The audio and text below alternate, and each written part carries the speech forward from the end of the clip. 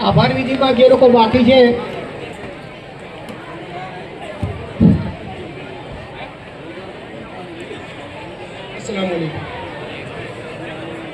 પ્રવચન આપું છું જ્યારે જ્યારે મને મોકો મળે સભ્ય હતા એમણે એજ્યુકેશન પર વાત કરી અગાઉ આહવાન કર્યું છે અને જો આટલા સરસ અત્યારે મોકો છે આજનો જે કિસ્સો હમણાં હું મારું નાનપણ અહીંયા જ ગયું છે મારું પણ શું છે કે વિકાસ જે રીતે માણસો આપણે બધા આપણો પોતાનો વિકાસ કર્યો જ્યારે જ્યારે મારી સાથે જે લોકો બધાનો ટોકીને જ જઉં છું કે ભાઈ એક બાબા આદમના ટાઈમનો એક રસ્તો છે બાબા આદમના ટાઈમના એ જ બધા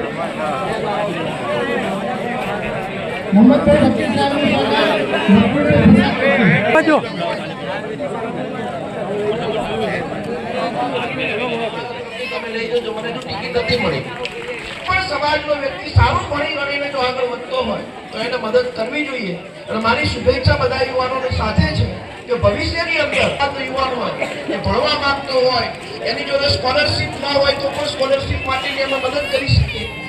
તો બધા જ સમાજ સાથે મળીને એની અંદર અમને ટેકો આપે એવી મારી બધાને વિનંતી છે રાજકીય રીતે